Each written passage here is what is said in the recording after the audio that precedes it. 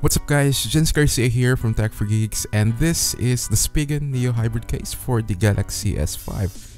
This is actually my first SPIGEN case, and that's why I was really excited when I got it, and I've got to say I am loving it, and it seems to attract a lot of my friends' attention lately as well. Now, I've been using it for a week now, and it now makes sense to me why the reviews on these have been pretty positive. There's still some cons of course, but we'll talk about that a little later.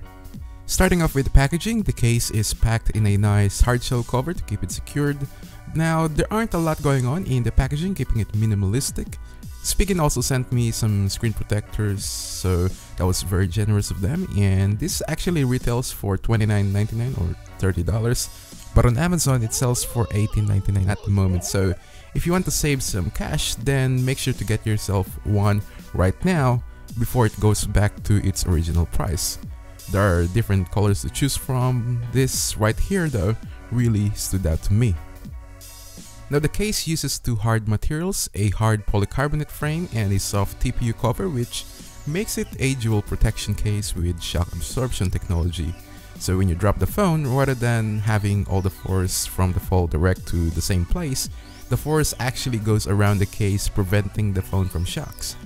Now, it's not really new to cases, but it's great to see that feature on this case. Without a doubt, this is the most stylish case I've ever seen in my life. Not that the S5 has a bad design, I just think that having this on the S5 just gives it a unique and classy look.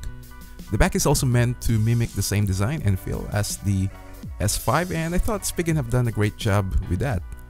I guess my only criticism about the back is how it attracts fingerprints, especially when you have oily hands, and I also find it quite slippery compared to the back of the S5. I was also concerned with how flimsy the frame felt, which could probably break easily, but I guess that also helps when you install it on your phone, because once it's installed, it's as sturdy and solid as it looks. Installing it isn't really hard, although I do recommend you keeping the case in one piece, or else you're going to have a problem installing it, and you could probably end up breaking the frame as well. Now, the tactility of the buttons are superb, and in fact it felt a lot better than the S5's button. However, I do find them slightly loose to my liking, but that shouldn't affect the overall experience. The edges have been slightly raised as well to give it some extra protection at the front, but that doesn't mean it's going to protect it 100%, so I do recommend adding a tempered glass to this if you really want extra protection. The lip also does attract a lot of dust, so you kind of have to wipe it every now and then. The case is surprisingly slim, and it does obviously make the S5 more bulky, but for this kind of case it's actually pretty slim, and it does make the S5 have a better grip.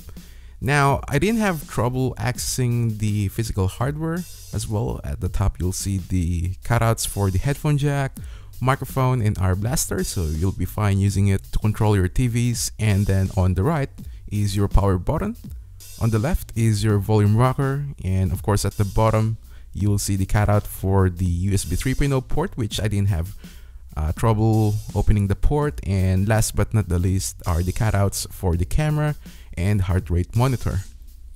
I've seen different Galaxy S5 cases, and so far this is the best case I've seen for the S5. Not only it protects the phone, but it also gives the phone a whole new look. Do I recommend it? Absolutely. If you're looking for a good quality case, then you should definitely check this out. So there you have it. That's the SPIGEN Neo Hybrid case for the Galaxy S5. Thank you all for watching, and if you enjoyed this video, then make sure to hit that like button and don't forget to subscribe to the channel. I'm Garcia from Tech for Geeks, and I'll see you all in the next one.